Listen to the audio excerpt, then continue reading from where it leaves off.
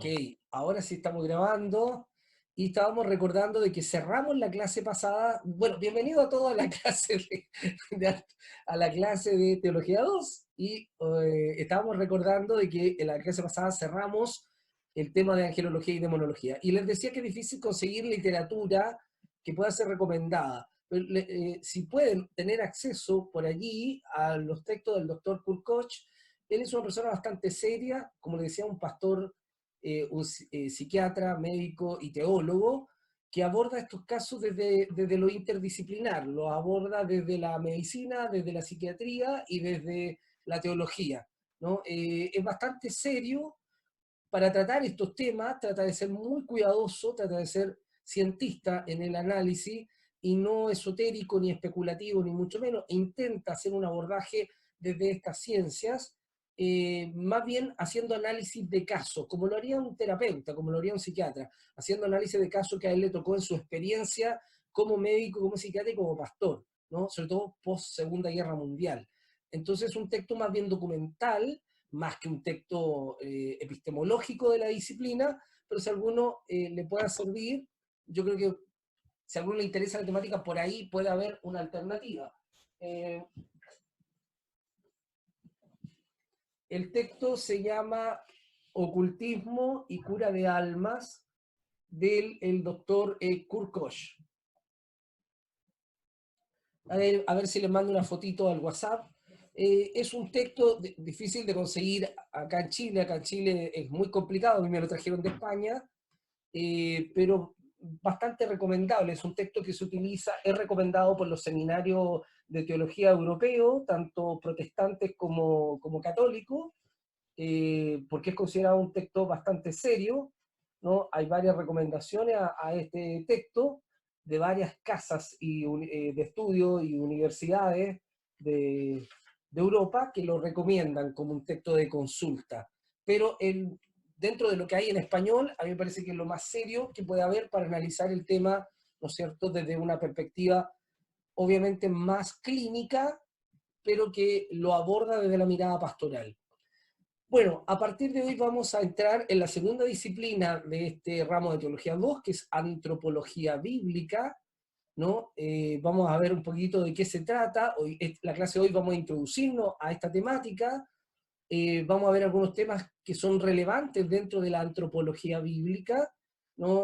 Algunos temas que tienen que ver con el ser humano, con su creación, con su proyección como ser en este mundo, con su composición. Vamos a hablar de algunas temáticas que son interesantes desde el punto de vista bíblico, así que por ahí entramos. Hagamos una definición de lo que es antropología. Antropología viene del griego antropos, ¿no?, que significa ser humano o humanidad, ¿no? Algunos traducen hombre, pero a mí me parece que eso es poco amplio. Hombre me parece que es mejor traducirlo como aner o andres.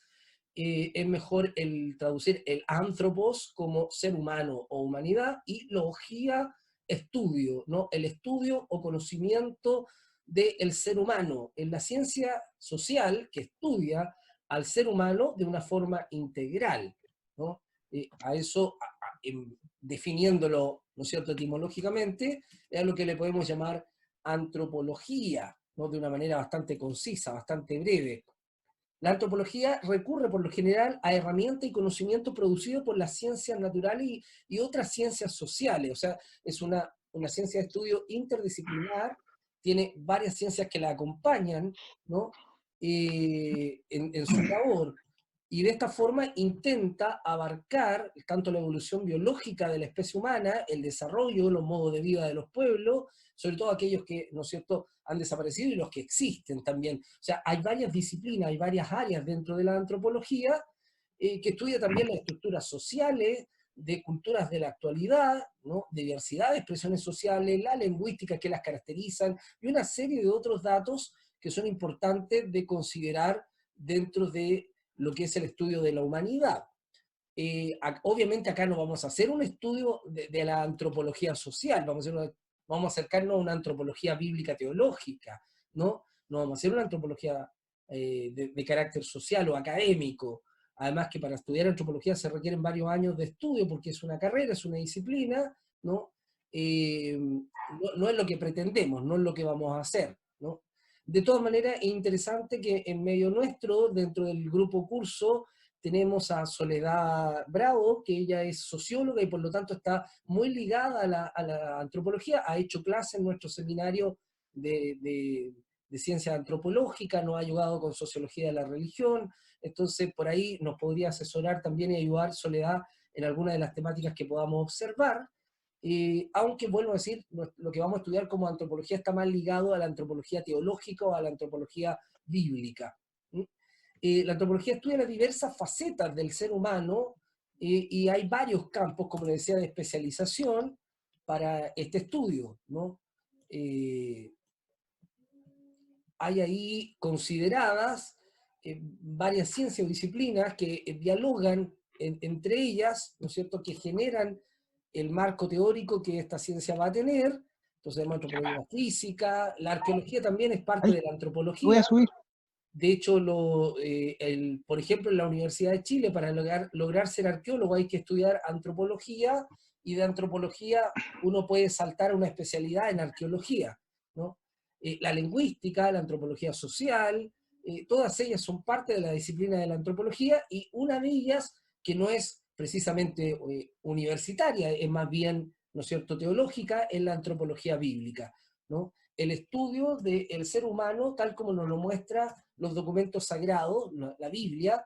Entonces podemos definir antropología bíblica como una disciplina que se ocupa de estudiar el origen y desarrollo de toda la gama de la variabilidad humana y su relación con lo divino, su relación con Dios, ¿no? Cómo el ser humano está ligado y relacionado con Dios. Y usted dirá, ¿y esto qué nos importa a nosotros como cristianos, como biblistas, como predicadores o como creyentes? ¿De qué manera esto nos afecta? ¿De qué manera, por qué tiene relevancia estudiar esto? Bueno, simplemente porque hay varios conceptos en la Biblia que tienen que ver con el antropos, que tienen que ver con el ser humano, que tienen que ver con la antropología, ¿no? Cultura, conducta, forma, pero también tiene que ver con lo que es, cómo se entiende al ser humano, ¿no? De qué manera se entiende al ser humano en la escritura, cómo la escritura define al ser humano, cómo la escritura proyecta al ser humano, eso también es tremendamente importante. ¿Mm?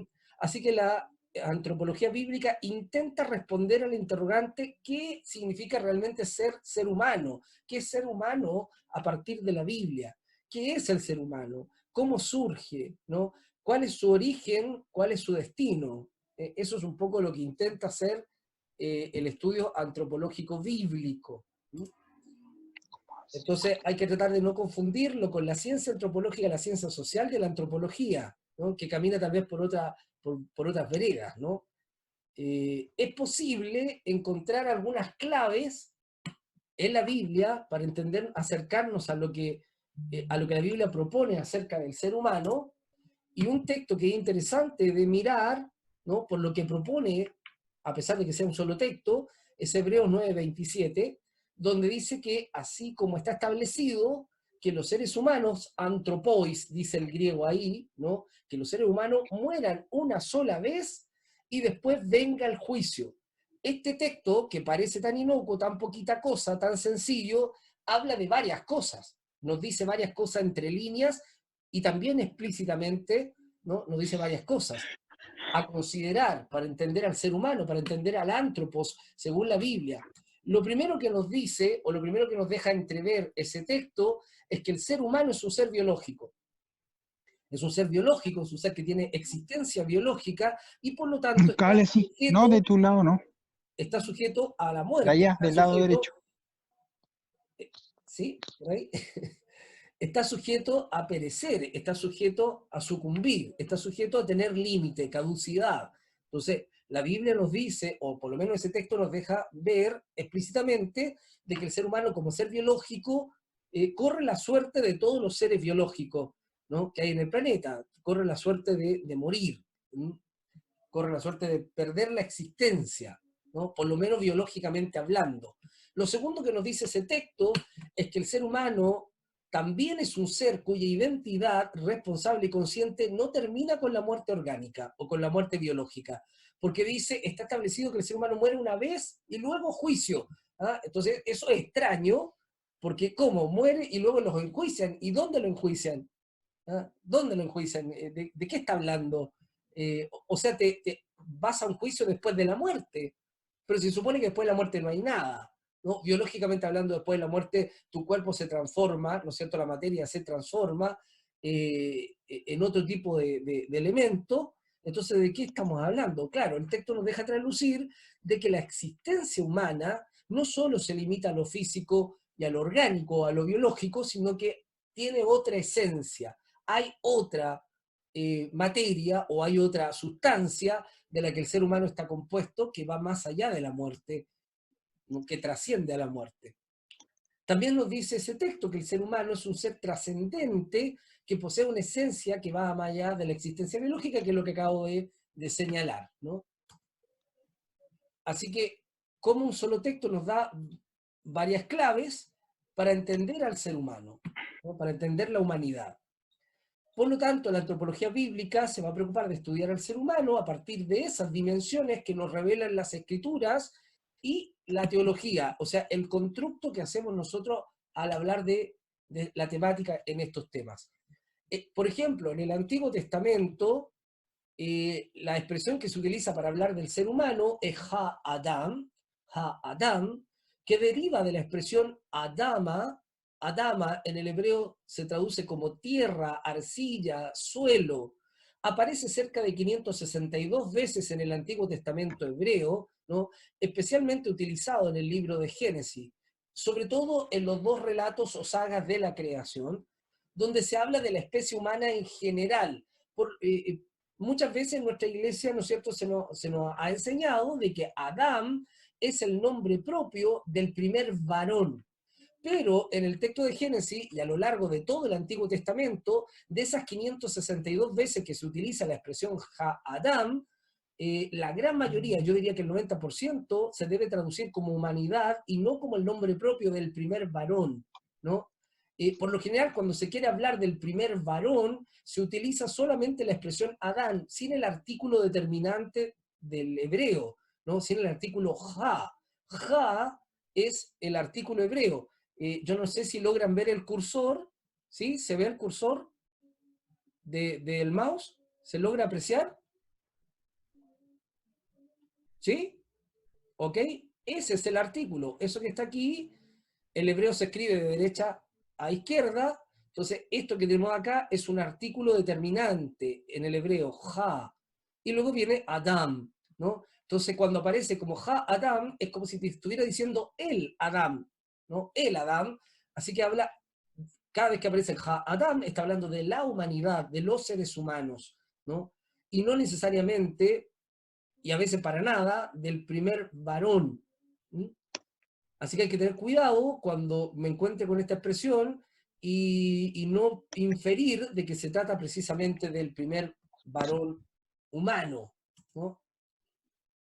Así que esta expresión va a ser usada para referirse tanto a hombres como a mujeres, a toda la especie humana, en todo lugar. ¿Mm? Y otros términos que derivan también, ¿no es cierto?, del texto hebreo es la expresión ish y la expresión isha, o sea, su feminización en el hebreo. Ish, varón, isha, mujer, son expresiones que hablan de identidad de género, ¿no es cierto?, lo que es masculino, lo que es femenino, y aparece, ¿no es cierto?, en el Antiguo Testamento cerca de 2160 veces aparecen estas expresiones, ¿no? Así que es una expresión tremendamente utilizada, empleada para referirse al varón o a la mujer, ¿no? En calidad en calidad, ¿no es cierto?, de alteridad, en calidad de igualdad, en calidad de seres humanos, pero, ¿no es cierto?, en designación de género. Y otra expresión interesante que encontramos en el texto bíblico del Antiguo Testamento es la expresión Zahar y la expresión Nekeba. Zahar para hablar de macho y Nekeba para hablar de hembra, respectivamente, ¿no? También aparece esto en el Génesis, capítulo 1, versículo 27, dice que Dios creó al ser humano, al Ha-Adam, y lo creó Zahar y Nekeba, ¿no? Macho y hembra. Lo interesante es que esta designación Zahar y Nekeba, con la que se categoriza al ser humano, indicando de que el ser humano también es identidad sexual, que el ser humano posee, ¿no es cierto?, características sexuales, es decir, la Biblia nos deja ver de que el ser humano es un ser sexuado, ¿no? Es un ser, un ente sexuado, así que es interesante notarlo, pero el Antiguo Testamento no solo utiliza Zahar y Nekeba para hablar de macho y hombre, perdón, de macho y hembra en la especie humana, también lo utiliza para hablar de las especies animales, ¿ya? También el Antiguo Testamento lo emplea para hablar de especies animales y designar, ¿no es cierto?, el género o el sexo. No solo empleadas por el Antiguo Testamento, sino no solo empleado para el ser humano, sino empleado también para otras especies. Como lo hablábamos, aparecen relatos ahí en el diluvio donde se dice a Noé que ingrese al arca, ¿no es cierto?, parejas de cada especie animal, Zahar y Nekeba, macho y hembra de cada especie. O sea, estos términos están resignados a la especie humana nada más. En el Nuevo Testamento se va a utilizar preferentemente la expresión anthropos para hablar de el ser humano, y es la forma griega análoga equivalente al ha-Adam para designar humanidad, ¿no? Y es la expresión más usada en el Nuevo Testamento para referirse a la especie humana. Por eso que esta disciplina de la teología toma el nombre de antropología, porque estamos estudiando al anthropos. A diferencia, ¿no? A diferencia de la expresión aner o andres, que habla del varón, específicamente en el Nuevo Testamento, en contraposición con la ginaikos, ¿no? Ginaikos, que es la mujer. Entonces, antropos, cuando algunas Biblias, como Reina Valera, la traducen como hombre, queda corta, ¿no? Porque está haciendo la traducción bien patriarcal de que hombre es humanidad. Hoy en día los estudios sociales no aceptan tal cosa, ¿no? Que hombre sea humanidad. No, el ser humano es ¿no es cierto?, con diferenciación de género, ¿no? El ser humano es hembra y macho, el ser humano es hombre y mujer.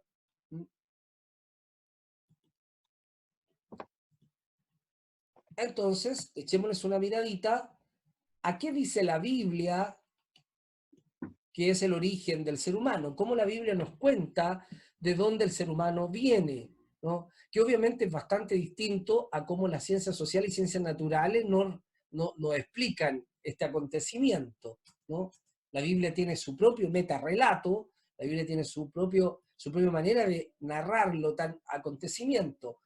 Y es un asunto primario para el estudio de la antropología bíblica entender cómo la Sagrada Escritura, judías cristianas, explican el origen de la especie humana, cómo surge la especie humana, qué nos dice el texto bíblico, qué es lo que nos habla, y fíjense que generalmente y continuamente los escritores bíblicos insisten en la idea de que es Dios el creador de la especie humana y que esta creación de la especie humana es una creación especial.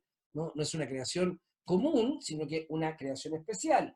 Y se alude continuamente en la Biblia, se alude muchas veces al texto fundante creacional de la especie humana en Génesis 1:27, donde se nos dice, y creó Dios al ser humano a su imagen, a imagen de Dios lo creó, varón y mujer los creó. Esto es algo que recurre continuamente al Antiguo Testamento en su teología creacionista para hablar que el ser humano es una creación, ¿no es cierto?, distintiva, especial de Dios, y no solo lo indica el Antiguo Testamento, el Nuevo Testamento reitera tal concepto, ¿no? Los evangelios, por ejemplo, nos dicen, pero al principio de la creación Dios los creó al ser humano, los hizo hombre y mujer, ¿no? O sea, el Nuevo Testamento también reitera la creación del ser humano como un acto divino.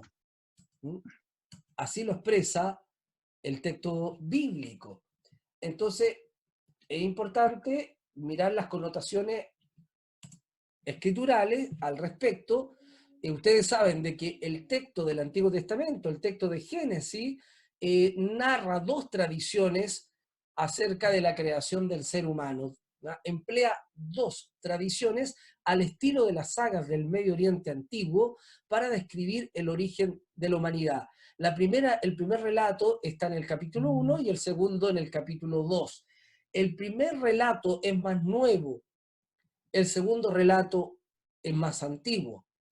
El primer relato probablemente data, ¿no es cierto?, para los estudiosos del siglo VII, siglo VI, mientras que el segundo relato probablemente relata, ¿no es cierto?, viene desde tiempos prepatriarcales, probablemente heredado de tradición en tradición hasta llegar, ¿no es cierto?, a tiempos del pueblo hebreo, una vez que ya este pueblo se ha conformado. Entonces, tenemos dos relatos de la creación del ser humano y vale la pena preguntarse por qué. ¿Por qué la Biblia preserva dos relatos de la creación del ser humano y no se conformó con uno? Se han tratado de dar varias explicaciones al respecto de por qué ocurrió eso, y todos tienen teorías distintas.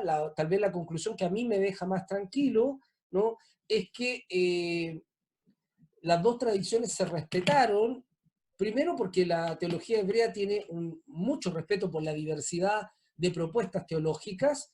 Lo segundo, porque un relato, al ser más antiguo, al ser patriarcal, probablemente tenía toda la carga, ¿no es cierto?, que los padres habían heredado a los hijos por generaciones, entonces era necesario preservarlo por respeto a la tradición.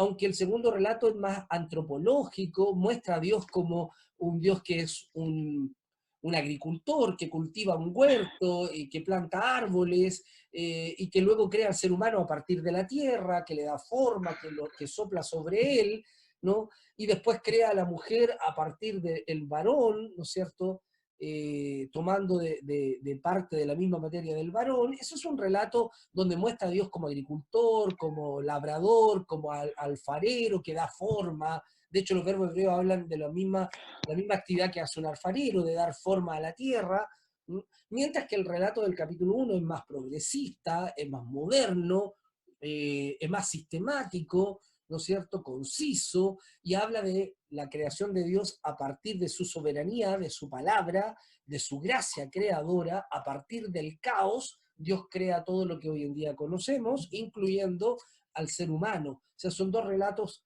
distintos, son dos relatos que tienen temáticas distintas, o forma o estilos distintos, aunque los dos sean cosmogonía, aunque los dos sean relatos de la creación, ¿no? A veces resultan un poquito incompatibles en algunas cosas, pero ahí están, han sido preservados de esa manera.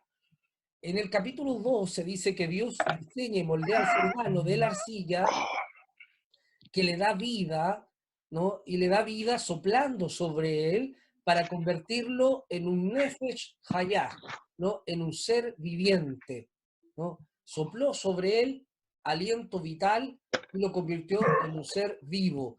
Ahora, es interesante porque esta forma de describir la creación del ser humano no es única del texto bíblico. Cuando leemos relatos de la Mesopotamia antigua, ¿no es cierto?, el Enuma Elish, por ejemplo, y otro, también esos dioses de la Mesopotamia también soplaron sobre el hombre, y también muchos de estos relatos hablan de que los dioses hicieron a los seres humanos de la arcilla, ¿no? En el relato mesopotámico, los seres humanos fueron creados por Marduk a partir de la arcilla mezclada con sangre, ¿no? Entonces se crea el ser humano.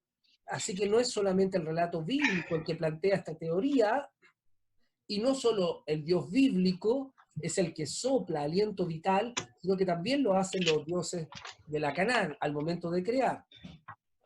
Es importante, sí, Roberto, ¿está levantando la manito?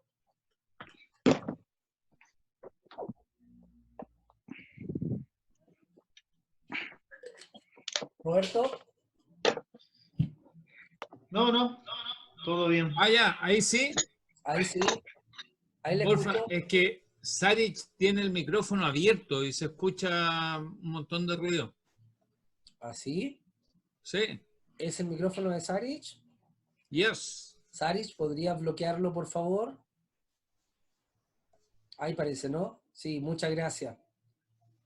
Gracias, gracias. Gracias. Vale. Gracias. Eh, esta idea del mundo antiguo, ¿no es cierto?, de crear a partir de la arcilla al ser humano, decía, no es propia de la cultura hebrea o no es única en la cultura hebrea, se encuentra en otras culturas también, y esta idea de soplar, ¿no es cierto?, también está en otras culturas. ¿Por qué? Porque en el mundo antiguo se entendía de que el aliento, el ruaj, es el aliento vital, es lo que produce vida. Entonces, cuando alguien moría, lo que se hacía era ver si estaba respirando, ¿no? No es como hoy en día que nosotros, ¿qué hacemos? Revisamos el pulso, ¿no? Si alguien se desmaya o algo por el estilo, le tomamos el pulso para ver si está latiendo el corazón. Si no hay pulso, entonces suponemos de que tiene un paro cardíaco y por ende está o ha perdido la vida o está en ese proceso. Entonces, en el mundo antiguo no. En el mundo antiguo se veía si la persona respiraba y para tener seguridad se le ponía un espejo o un metal, un bronce bruñido, ¿no es cierto? Un metal, para ver si lo empañaba, ¿no? Si no lo empañaba, la persona el aliento había salido de él, ya no estaba presente, ¿no? Por lo tanto, el aliento, el soplo, es el símbolo de la vida en el mundo antiguo.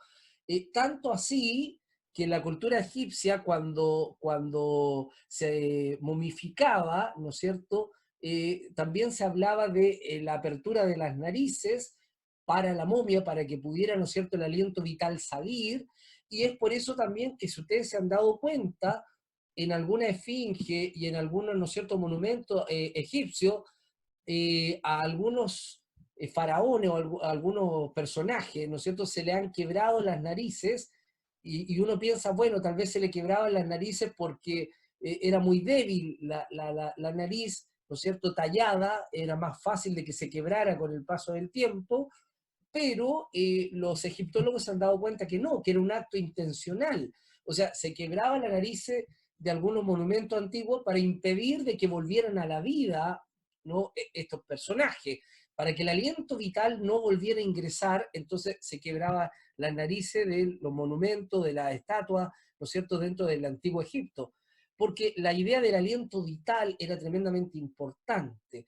Y el relato bíblico sigue esa idea de que Dios sopla su aliento vital sobre este ser hecho de la arcilla, de la Adama, y se convierte, al recibir el aliento vital, se convierte en un ser que vive, en un nefesh hayá, en un ser viviente, ¿no? Eso es tremendamente interesante de considerar. Algunos han propuesto por ahí, y lo vamos a ver más adelante, ¿no? Lo vamos a ver más adelante, algunos han propuesto de que este soplo de Dios es el Espíritu Santo. ¿Mm? Dios sopló su espíritu, dicen, sobre el ser humano. No, no es tal cosa, no es tal mención, no es esa idea, por lo menos no aquí, ¿no? No en este texto, no en el Génesis. La idea no es que Dios sopla el Espíritu Santo. No, no. Es una figura de la vida en el mundo antiguo. ¿Sí? ¿Quién habla? Roberto, Roberto Valencia.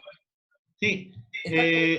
¿Estás con el A audio propósito alto? del Por soplo eso de la vida, porque los judíos mesiánicos le llaman el Ruach HaKodesh, ¿no? Exacto, Ya. exactamente. Entonces lo asimilan con el Espíritu Santo. Sí, pero hay que tener o sea, hay un error en esa interpretación y también los cristianos cometieron un error porque si nosotros teológicamente presupuestáramos de que lo que Dios sopla es el Espíritu Santo, que es Dios, ¿no? El Espíritu Santo para nosotros los cristianos es Dios. Entonces, si el Espíritu Santo es Dios, es una persona de la Trinidad, debiéramos suponer que todos los seres humanos son insuflados por Dios, ¿no es cierto? Por ende, hay Espíritu Santo en todas las personas. Todos los seres humanos, entonces, si seguimos esa lógica de que el ser humano es un Claro. ser insuflado, eso quiere decir que todos los seres humanos que viven en este planeta tienen al Espíritu Santo dentro de ellos. Y eso va contra la neumatología de la iglesia del primer siglo, que dice que el Espíritu Santo vino cuando Cristo sopló sobre ellos el Espíritu Santo. Y cuando en Pentecostés, ¿no es cierto?, el Espíritu Santo descendió para capacitarlos y dotarlos del poder necesario, del dinamis, para que cumplieran con la misión. Entonces, ¿para qué les vuelve a soplar el Espíritu Jesús si ya lo tenían desde la creación? Aún más, ¿para qué pedir que el Espíritu Santo esté sobre la iglesia si todo eso lo recibieron desde que somos seres humanos? El Espíritu Santo ya es parte de lo que es el ser humano. Entonces, ahí hay un error neumatológico. Ajá. Hay que entender este soplo como la tradición del mundo antiguo de considerar que el soplo es el aliento vital, ¿no? Y no relacionarlo con el Ruach Kadosh, o con el Ruach Adonai, o con el Ruach Elohim, ¿no es cierto? No relacionarlo con el Dios Espíritu Santo, no con el Espíritu Dios, sino relacionarlo como un acto creativo. O sea, en otras palabras, debiéramos interpretar como Dios, después de hacer este ser de arcilla inanimado, le comparte la vida, le otorga el regalo de la vida, le otorga el regalo de la vida, el aliento vital, pero no necesariamente el Espíritu Santo, no necesariamente la persona divina del Espíritu Santo, ¿no? Ese es el conflicto.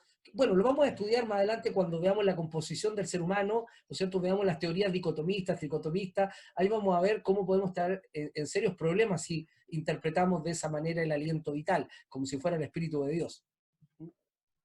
Bien, bien. ¿Alguien más estaba preguntando o consultando algo? ¿No? ¿No? Seguimos entonces, ¿no? Ok. Esta expresión hebrea del Nefesh Hayah aparece en el Antiguo Testamento hebreo 780 veces para hablar de los seres vivos, los seres humanos, pero también los seres vivos, porque no solamente habla de los seres humanos, Nefesh Hayah no solo, por eso que digo, hay que tener cuidado de aplicarlo al Espíritu de Dios, porque dice que los animales también son llamados Nefesh Hayah, seres vivos. Cuando Dios dice que con el diluvio va a raer todo ser viviente de la faz de la tierra, está hablando no solo de los seres humanos, también está hablando de los animales. Y en los salmos también se refiere a lo creado por Dios, a los seres creados por Dios, aparte del ser humano, a los seres que están bajo la administración del ser humano, también el texto hebreo les llama Nefesh Hayah, o sea, seres vivientes. Es decir, cuidado, si los Nefesh Hayah son todos seres vivientes creados por Dios, no solo el ser humano, entonces si lo interpretamos como Espíritu de Dios que vino sobre ellos, habría que decir que el Espíritu de Dios está también en todos los animalitos, en todo lo que existe, en todo lo que vive. De alguna manera sí, porque el Espíritu es creador tanto como el Padre como el Hijo, pero creo que ahí entramos en algunas complejidades de la neumatología cristiana. Entonces, cuidado con esta expresión, ¿no? Cuidado con el nefesh, que el griego en la Septuaginta traducirá como sige, ¿no? El nefesh será el sige. Este ser viviente, este ser creado con vida. Que es lo que estábamos recién diciendo, ¿no? Entonces la expresión sige será la expresión griega para hablar de el nefesh hebreo, el sigi, ¿no? El sige que el latín, lamentablemente, el latín va a traducir sige como ánimas, ¿no? Ánimas, lo inanimado, lo etéreo, ¿no? Cuidado con eso, porque del latín, de la idea del latín de ánimas, nos llega a nosotros alma, ¿no? Esto que es etéreo, esto que es espectral. Cuidado, ánimas como lo que vive, como lo que existe, como lo que está allí, no es fidedigno a lo que el hebreo Nefesh planteaba, ¿no? O quería proponer. ¿Sí? ¿Alguien estaba levantando la mano, Roberto? ¿Y hay una traducción para eso que dice usted de ser viviente con los 4 seres vivientes que están en el altar?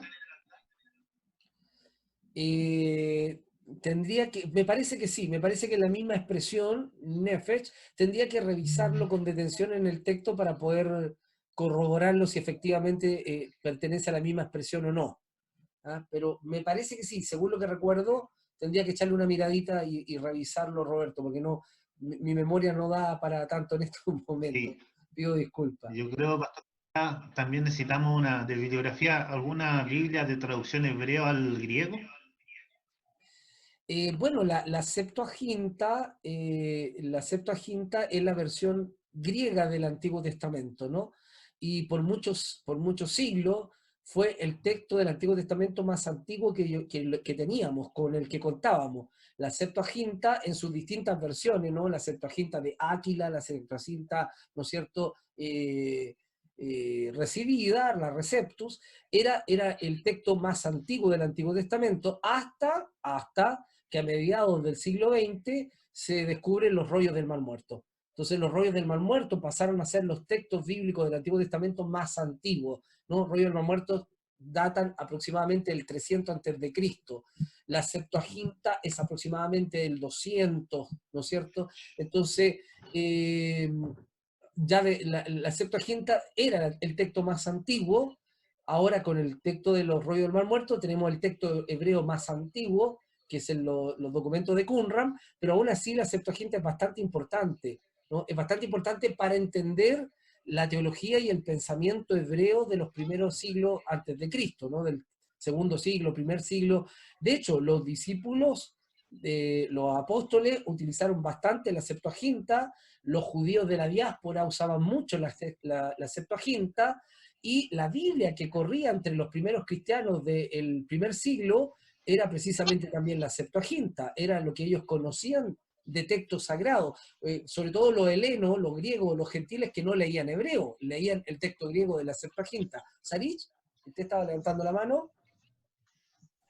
Sí, en las Biblias normales que encontramos, por ejemplo, en esas que se hacen estudios, ya está esa versión para descargar, la Septuaginta, ¿En cuál Biblia de estudio te refieres tú? la que se instala generalmente en Windows. No recuerdo bien el nombre. Es una... Eastward, Esa. Eastward, parece que sí, parece que Eastward tiene la Septuaginta. Bibleword la tiene. Bibleword, el programa Bibleword, que tiene varias versiones de Biblia, ¿no es cierto? Bastantes.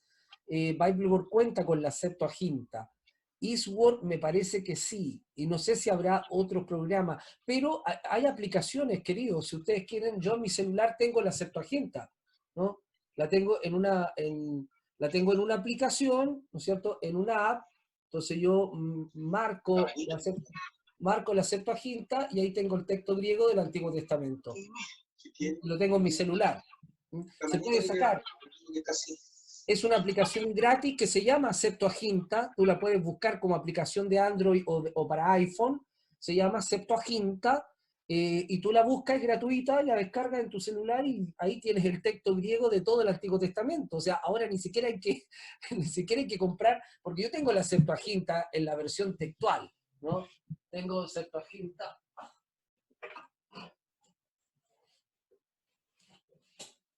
¿La tiene en PDF? No, la tengo aquí. Aquí está la Septuaginta, ¿no? La versión griega del Antiguo Testamento, ¿no? Sí. Esta es la versión griega de todo el Antiguo Testamento. Y la tengo, se la mostré, y este libraco, este tremendo libraco, ¿no es cierto? Esta Biblia, este Antiguo Testamento griego, ¿no? Lo tengo en una aplicación, en el celular, la misma, exactamente el mismo. Está en una aplicación que puede descargar cualquiera de ustedes. La buscan, ¿no es cierto? Ya sea, como les digo, ya sea en iPhone o en Android, ustedes pueden buscarla, se llama Septuaginta, tal cual, Septuaginta, con S, Septuaginta, y la van a encontrar, y la pueden descargar, y ahí van a tener el texto griego del Antiguo Testamento. O sea, van a tener uno de los manuscritos más antiguos, una de las tradiciones textuales más antiguas del Antiguo Testamento, la pueden tener en su celular. ¿Y qué decirles del texto hebreo? El texto hebreo también lo pueden tener. Sí, perdón. Es que yo le estoy levantando la mano hace rato, no me ve. Perdón, Lucia, discúlpeme, es que de verdad que no le veo, no le veía en las pantallas. No Ahora le veo. sabía que no me estaba viendo. Perdón, no es ¿Cómo por lo- ignorarla. Jamás No la sé. ignoraría. Oiga, lo que pasa es que, a ver, usted dice que en realidad la Septuaginta, bueno, primero los que fueron guiados por los antiguos, ¿no es cierto? Leían la Septuaginta, ¿cierto? Ellos leían esa Biblia, era como era la Tanaj. Sí, era la Tanaj Okay, en griego. la Tanaj. Entonces Claro, la Jesús Tanaj en griego. leyó la Septuaginta. Eso fue lo que leyó Jesús, Sí, ¿cierto? o sea, No el otro, el de Qumran, de los rollos del Mar Muerto. a ver, Jesús, O estoy haciendo no, un rollo de esto. Jesús leyó la Torá en hebreo, ¿no? Sí, Como todo buen judío, porque acuérdense que en la sinagoga y en el templo solo se leía la Torá hebrea. la Torah, ok. Claro, se leía la Torá hebrea, la misma que está en Qumran, exactamente la misma que está en Qumran, es la que Y se señora, leyó. ellos hablaban ahí también tomaban la Biblia en griego para poder leer, porque era el idioma del momento en ese Sí, tiempo. lo que pasa es que la Torá, para los judíos de tiempo de Cristo, la Torá era el texto que se leía en la sinagoga y en el templo, pero la Claro. Septuaginta era como el texto más accesible, ¿no? Mucho más fácil de conseguir. ¿Por qué? Porque la Torá no era como, a ver, pongámonos en el tiempo de Cristo, uno no va a comprar una Torá a la librería, ¿no es cierto?, de la esquina. No existe eso. La Torá se manda a escribir a mano, lo hacen los escribas como un trabajo artístico. Escriben, ¿no es cierto?, a mano, en letra Imagínate. estilizada, y es carísimo. O sea, imagínate tú que para tener la Torá en tiempo de Cristo tenías que tener muchos rollos, 22 rollos. No Esa eran era la Torá. 24. Ah, pero era cada libro. 22 rollos eran los que componen la Torá hebrea. 22 libros son la Torá, o sea, el Tanaj hebreo, ¿no? Son 22 libros, desde Génesis hasta Malaquía, son 22 libros. ¿Ya? La Torá hebrea, porque acuérdense que la Torá hebrea, a diferencia de la Biblia nuestra, del Ujú. Antiguo Testamento nuestro, la Torá hebrea junta libros, nosotros separamos libros.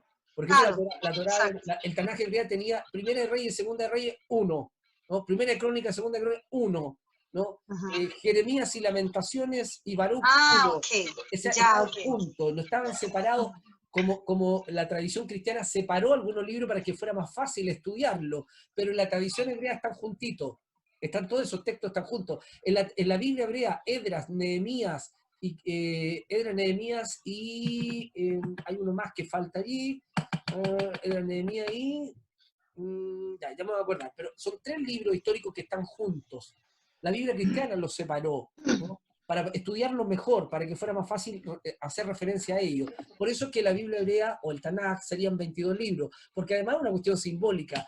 22 libros porque 22 son las consonantes del alefato hebreo, del alfabeto Mm, hebreo. ¿Sí? Entonces, mm, 22 letras, 22 libros, decían ellos, ¿no? ya. Pero en tiempo de Cristo, todo judío leía Leía la Torah.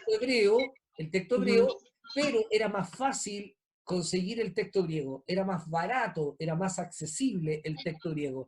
Pero el texto griego se va a hacer muy famoso en las comunidades cristianas gentiles, que Mm. no son judíos y que no leen hebreo. Entonces, ¿cómo estudian la Biblia? Acuérdense que en el primer siglo, ¿cuál es la Biblia? El Antiguo Testamento. ¿Cuál es el texto sagrado? El Antiguo Testamento. El Nuevo Testamento todavía no existe, todavía no se cierra, Ahora, ¿no? Se está pastor, recién escribiendo. sí, pues, la última pregunta, la última. Eh, ¿Hay mucha diferencia entre la Septuaginta y los rollos que fueron descubiertos ahí en el Mar Muerto? ¿Hay mucha diferencia en eso? A ver, yo creo que aquí hay que separar dos cosas. Esa pregunta puede tener dos respuestas. Desde el punto de vista del sentido del texto, ¿no? De lo que el ¿Ya? texto nos quiere comunicar, yo te diría que muy poca. Yo diría muy Ah, poca. Desde el sentido qué del texto. susto, me asustan esas ¿Ah? traducciones. Desde el Esas, no, todo lo contrario. Desde el sentido del texto prácticamente no hay que asustarse. Desde las formas gramáticas, desde la tradición textual, sí hay algunas diferencias, ¿no? Hay alguna diferencia desde las traducciones textuales. Porque la Septuaginta elige ciertas palabras griegas para traducir ciertas palabras hebreas, claro, que tú y yo podemos estar en desacuerdo tal vez, porque decir, no era la mejor palabra griega para esa claro, palabra hebrea, ¿sí? No era la mejor. ok. Uno podría estar en cierto desacuerdo, pero fue lo que la tradición de la época eligió, y no nos vamos a poner a discutir con la tradición, así fue elegido. Nosotros podemos estar de acuerdo o no, pero así fue elegido. Pero en el contenido, fíjate que no es es prácticamente lo mismo. O sea, tú te puedes parar, ir al Museo del Libro, ir al Santuario del Libro en Jerusalén, te puedes parar frente al rollo de Isaías, exhibido en cámara al vacío, con la Septuaginta en la mano y con una Biblia Reina Valera tal vez la otra, y leer el texto, si lees hebreo, leer el texto hebreo de este rollo de 300 años antes de Cristo, o sea, 2300 años de antigüedad, lees la versión Septuaginta del mismo texto de Isaías y luego lees la versión Reina Valera y te das cuenta que están diciendo lo mismo. Tal vez hay palabritas distintas, ¿no es cierto? Porque es la tradición textual, la palabra que cada versión utilizó, pero tú dices, pero es lo mismo, me está diciendo, mira, acá me está diciendo que el siervo sufriría a causa de la voluntad de Dios y que daría su vida y iría como cordero al matadero, y acá me está diciendo exactamente lo mismo, y acá me está diciendo exactamente lo mismo. Tal vez con otras palabras, pero me está diciendo el contenido, el mensaje, el querigma, decimos los teólogos, el querigma, el anuncio, es el mismo. Tal vez cambian las palabras, es como cuando tú tomas la versión Reina Valera y luego tomas NBI, ¿no? O toma la versión de NTV, y tú dices, ya, cambia las palabras, pero está diciendo lo mismo, el contenido de fondo, la esencia de lo que se quiere transmitir es lo mismo, ¿no? Así que no hay mucho de que asustarse en ese aspecto. Sí, obviamente, sí, hay pasajes donde sí hay cambios radicales. Hay pasajes donde hay palabritas que uno dice, aquí algo pasó, acá hubo un cambio, acá alguien cambió. Y ahí, bueno, hay una serie de explicaciones, errores de los copistas, agregados de copistas. De repente a un copista le parecía que había que agregar algo. ¿Se acuerdan cuando yo le hablé en unas clases pasadas de que en el texto, ¿no es cierto?, del Evangelio, donde dice que para sacar al demonio había que orar y ayunar, faltó oración y ayuno, ¿no? Esto no sale sin oración y ayuno. Bueno, en los manuscritos más antiguos, más cercanos a los originales, no aparece ayuno. Entonces, algún copista después colocó, al pasar del tiempo, colocó que orar era muy poco. ¿Ah? Dice, para sacar estos demonios, orar es poco, hay que ayunar también. ¿Ah? Entonces colocó, tal vez al principio como un comentario personal, que luego otro copista tomó y pensó que era parte del texto y lo agregó. Eso pasa mucho con varios textos de la Biblia, ¿no?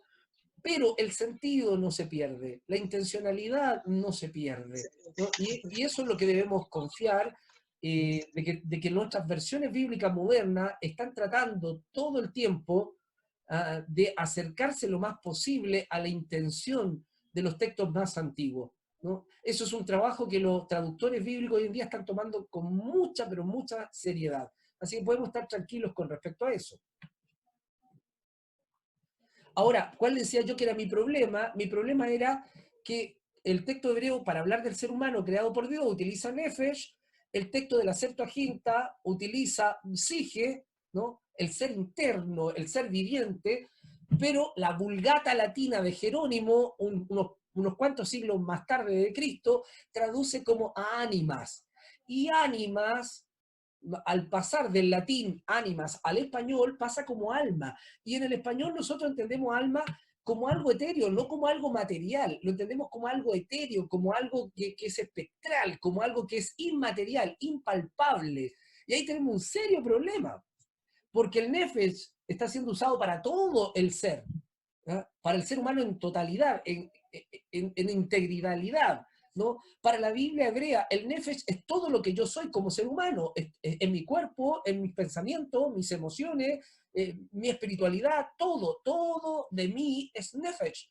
Yo soy un ser viviente en todas las dimensiones, en las dimensiones física, psíquica, ¿no es cierto?, emocional y espiritual, soy un nefesh. Pero para el español alma, yo diferencio entre alma y cuerpo en el español. Entonces ahí nos trae problemas, nos trae complejidades, que las vamos a ver más adelante, ¿no? Las vamos a estudiar con tiempo más adelante. Pero esto es un problemazo, ¿ah? Esto es un problemazo que lo vamos a ver más adelante, porque eso da origen a varias teorías, la tricotomía, la dicotomía, el monismo, la integralidad, ¿no? La holística. O sea, hay varios problemas que hay que resolver, pero lo vamos a ver en unas clasecitas más adelante. No nos preocupemos por ahora. No nos compliquemos la vida. Lo único que puedo adelantar es que para la cosmovisión hebrea del mundo antiguo, el ser humano no posee un alma, como lo piensa la perspectiva griega, ¿no? Y como lo piensa la perspectiva occidental. No, para la perspectiva Para la cosmovisión hebrea, el ser humano es un alma, es un ser viviente y no posee un alma, es un ser viviente. ¿Mm? Es un nefesh. Y recuerde que nefesh también se le llama a los animales en el Antiguo Testamento. Entonces, si nefesh se le llama a los seres animales, entonces ahí también se traduce en el griego de la Septuaginta sige, y la Vulgata lo traduce alma. O sea, los animales tienen alma o son alma. O sea, si tienen alma y son alma, hay que salvarlos también, pues. ¿Ah? Como decía Francisco así, hermano perro, hermano gato, ¿no? Hay que preocuparse porque los perritos, todos los perritos van al cielo, ¿no? Entonces hay que tener cuidado con eso, de qué producen estas traducciones, ¿no? ¿Qué conflictos nos pueden traducir? Bueno, el relato del texto bíblico describe la creación del ser humano, ¿no? Con una definición de sexo. Ya dijimos que lo describe como sexuado. Entonces dice el texto, y creó Dios al ser humano, al Ha-Adam, ¿no? Creó al ser humano, ojo, ahí no está hablando del primer varón, no está diciendo creó al primer varón, no, está diciendo, tiene artículo determinante, el Ha-Adam, creó a el Adán, creó al ser humano, al tomado de la dama, al tomado de la tierra, lo creó a su imagen y semejanza, ¿no es cierto? O a imagen de él, a imagen de Dios lo creó, varón, Sahar, y mujer o hembra, Nekeba, los creó, ¿no? Eso dice el texto. Dios creó al ser humano definido a partir de sexualidad, Sahar y Nekeba, ¿no? Sahar, varón y Nekeba. Ambos son imago Dei, ambos son imagen de Dios. Hombre y mujer son imagen de Dios. Esa es la primera definición que nos salta a la vista. Y nótese que luego dice, en el capítulo 5 de Génesis, nos saltamos del 1 al 5, dice, los creó macho y hembra, Sahar y Nekeba, ¿no? Y los bendijo el día que fueron creados, los llamó Hadam, los llamó seres humanos. O sea, tenemos dos textos que dice que al hombre y a la mujer se les llamó Adán. Entonces se dan cuenta que Adán no es solo el primer varón. Adán es la especie humana. No, hombre y mujer son Adán. Por lo tanto, hombre y mujer portan la imagen de Dios, son imagen de Dios, representan a Dios en esta creación, son los colportores de la imagen divina, ¿no? Por ende, merecen, ¿no es cierto?, el mismo trato, la equidad, merecen el mismo respeto. No es superior el hombre a la mujer, bajo ningún punto de vista, ni la mujer al hombre, ¿no? Han sido creados ambos en paridad, han sido creados ambos en alteridad, ambos en reciprocidad, ambos son la imagen de Dios, y no como algunos teólogos del medievo planteaban, ¿no? Que el hombre es imagen de Dios y la mujer es imagen del hombre, ¿no? El hombre representa a Dios y la mujer es secundaria, tiene una expresión secundaria, ¿no? Hay que tener cuidado con eso, porque lo que plantea el texto, ¿no?, es esta equidad, ¿no? Esta equidad, este respeto mutuo, esta realidad de que ambos son la imagen de Dios en ellos. También el texto bíblico nos habla de que la importancia de la construcción social y dependencia comunitaria del ser humano. Y en una manera muy metafórica dice que Dios dijo, no es bueno que el ser humano esté solo, esto ya está en el capítulo 2, en el segundo relato de la creación, en el Génesis, dice, no es bueno que el ser humano esté solo, por lo tanto le voy a hacer ayuda adecuada, propicia, es ser kenegdo. Entonces, ¿qué nos dice este texto? Este texto nos dice de que Dios se da cuenta de que el ser humano no es un lobo estepario, no es un ser que puede habitar en soledad, sino que es un ser que construye su realidad a partir de lo comunitario. El ser humano es un ser gregario, es un ser comunitario, es un ser que construye comunidades, es un ser que requiere de otros para existir, requiere de otros para hacer su vida plena. Y vaya que esta pandemia nos ha enseñado eso, ¿no? vaya lo solo que se han sentido algunos, enclaustrados y encerrados en casa, sin poder ver a los hermanos, los amigos, sin apapacharnos, sin tomarnos un cafecito juntos, ¿no? Y comernos un rico pay de limón, ¿ah? Sin conversar, sin discutir, sin dialogar. Esto de estar tan lejos y que la única conexión que tenemos con algunos es solo a través de estas redes sociales o de estos canales de comunicación o de estas plataformas de comunicación. Hemos entendido lo complejo que es estar lejos de los demás, que es importante para nosotros pertenecer, estar, convivir con otros. Eso es lo que evidencia este texto. Este texto dice el ser humano necesita vivir con otros, semejante a él, necesita vivir en forma comunitaria, ¿no? Y el primer elemento, el primer eslabón en este constructo social es la pareja humana, ¿no? Es el hombre y la mujer juntos. Es el derecho a compartir la vida juntos como socios. Eso es lo que significa eser kenegdo en el hebreo antiguo. Eser, ayuda, auxilio, ¿no? Socorro, y kenegdo, lo perteneciente, la sociedad, lo que es compatible. O sea, la ayuda de un socio o de una socia, ¿no? Eso es el ser kenegdo. La versión Reina Valera ha traducido ayuda idónea, ¿no? Y por ahí muchas veces la iglesia evangélica han entendido de que la ayuda idónea es la mujer, no el varón. Es la mujer la que ayuda al varón, es la mujer la que asiste al varón, es la mujer la que complementa al varón. Por eso que algunos pajaritos por ahí andan en la iglesia, algunos jovencitos por ahí andan esperando que Dios les mande una ayuda idónea para que les complete, para que ellos puedan dedicarse al ministerio y puedan dedicarse a la obra del Señor, ¿no? Y tener una ayuda idónea que les complemente, que les ayude con lo doméstico, que les cuide la casa, ¿no? Que le haga la comidita, que le planche la ropita, ¿no? Que se preocupe por ellos, que le haga ñuñú, ¿no? Mientras ellos se dedican al servicio de Dios, a la predicación, a la evangelización, que son cosas importantes, pero ellos necesitan una ayudita ahí, ¿no es cierto?, una colaboradora. Eso es lo más patriarcal, hegemónico y misógino que se puede decir, bajo todos los puntos de vista, porque esta ayuda idónea es para los dos lados, ¿no? Funciona en dos sentidos. O sea, yo soy tan ayuda de mi esposa como ella de mí. Somos socios, somos compañeros, somos partners, ¿no? Somos un equipo, hacemos un binomio, hacemos un equipo, trabajamos juntos para lograr un propósito, un constructo social que es llamado matrimonio, y otro constructo más grande que se llama familia.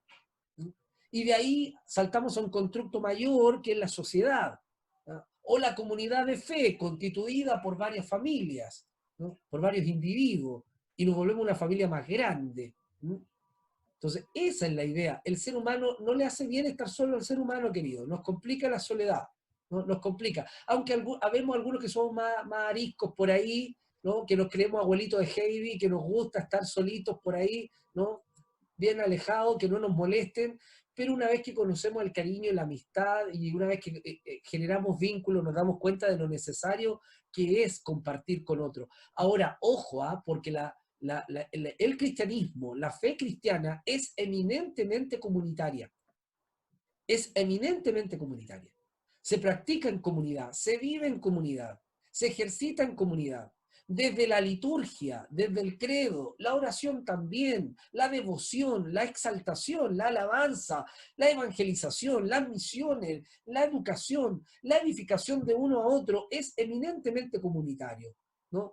Así que el que quiere vivir un cristianismo de gueto, el que quiere vivir un cristianismo aislado, ascético, sin contactarse con nadie, sin tener contacto con nadie, no está entendiendo el cristianismo. Parece que el cristianismo no es lo suyo. Yo creo que debiera dedicarse a una religión oriental, tal vez al Buda, ¿no es cierto?, a la meditación, váyase a un santuario allá en los Andes, lo más arriba del cerro, y ahí se pone a meditar, a hacer meditación trascendental, y a encontrar su karma, ¿no es cierto? Busque otra religión que le permita la soledad, que le permita el alejamiento, pero no el cristianismo, porque el cristianismo es principalmente y eminentemente comunitario, ¿no? Es tan comunitario que hasta los ascetas del medievo, ¿no es cierto? Bueno, no solo las ascetas del medievo, no solo los monjes que se retiraban a los monasterios lejos, ¿no es cierto?, al desierto, o las órdenes mendicantes que se iban lejos, no solamente ellos estaban en comunidades, en abadías, ¿no? O sea, no se arrancaban solos, estaban en un monasterio pero con otros, hacían voto de silencio pero con otros, o sea, se sentaban a la mesa a comer con otros, lo que pasa es que cuando estaban en voto de silencio no se hablaban, ¿no? Todo era con señas, pero estabas con otro, ¿no? Y la orden ascética judía, los qumranitas, por ejemplo, los esenios, también se iban en patota, se iban en grupo al desierto. Sí, nos aislamos de otro, pero necesito gente a mi lado. ¿No? No puedo estar en plena soledad, no nos hace bien, nos puede generar demasiados daños la soledad. La soledad, perdona, no estoy hablando de Soledad Bravo, que es parte de este curso, estoy hablando que la soledad, ¿no? La ausencia de otro, nos hace daño, nos genera conflicto. Desde la psicología nos puede generar hasta trastornos de la personalidad. Podemos perder el criterio de la realidad, podemos perder, ¿no es cierto?, el juicio. Es como el náufrago, ¿se acuerdan del náufrago? Que termina hablándole a Wilson, a la pelota, y pelea con Wilson, y se enoja con Wilson, y manda a cambiar a Wilson, y después parte detrás de Wilson a pedirle perdón. Y es una pelota de vóley, ¿no? Pero es que mira lo que te hace la mente cuando estás en soledad, ¿no? Te raya el disco, peinan la muñeca, se te caen los palitos del puente, se te arrancan los enanos al bosque, di lo que tú quieras, pero nos genera conflicto, claro que nos genera conflicto, porque necesitábamos, Dios nos creó, según el relato bíblico, Dios nos creó para ser seres comunitarios, que interactúan con otro, que dependen de otro. De hecho, me encanta la figura hebrea para hablar de no es bueno que el ser humano esté solo. Creo que se los dije en una clase, ¿no? Creo que les dije, la palabra hebrea ahí es levado. Levado. Levado significaba, elevado era el mástil, el palito que se colocaba, que colocaban los beduinos, los nómades, para levantar la carpa donde ellos vivían en el desierto. Entonces, el levado era el pilar o el frontal, ¿no? El palito frontal que sostenía la caída de la carpa, ¿no? Entonces estaba solito ahí en el medio, ¿no? Sin ningún compañerito. Entonces, un dicho hebreo antiguo es más solo que un levado. Estoy más solo que un palo de carpa. ¿Ah? Aquí solito, parado en el medio. Entonces, esa es la expresión. No es bueno que el ser humano esté elevado, esté solo, ausente, con ausencia de otros. Necesito crearle compañía, necesito crearle socios, necesito crearle compañeros, en este caso una compañera, ¿no? Es lo que nos dice el relato de Génesis 2. ¿Alguna duda? ¿Alguna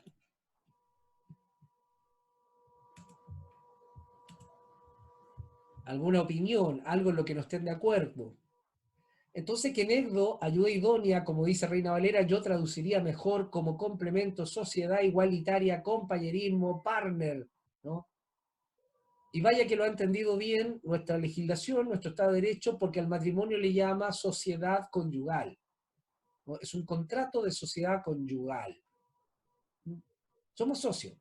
Y si somos socios, entonces si somos socios, yo entiendo que tenemos partes que compartir, ¿no? Entiendo entonces que si somos socios, no es que uno mande más que el otro. Si somos socios, no es que uno tiene más participación que el otro. Si somos socios, no es que uno se imponga sobre el otro. Si somos socios, cuando hay sociedad, entonces hay que escuchar al socio. Hay manitos levantados, no sé de quién serán, pero te dice, 2 participantes levantaron la mano. ¿Quiénes serán? A ver si me Yo, pueden... Alfred. ¿Alfred? Pastor, una consulta. Mire, desde el punto de vista de la ayuda idónea, esta ayuda idónea obviamente puede, tal como usted describe, tiene que ser en ambos sentidos, o sea, el varón ayuda idónea de la esposa, la esposa ayuda idónea del marido. Pero cuando se refiere el concepto ayuda idónea, está bien decir, como yo a veces he escuchado, y aquí es donde tengo mi duda para que usted me aclare, de que efectivamente es porque el hombre estaría, por ejemplo, incompleto y la mujer lo viene a completar y en viceversa igual, que la mujer estaría como incompleta y el hombre viene a completar. ¿A qué se refiere el hecho de que sea la ayuda idónea?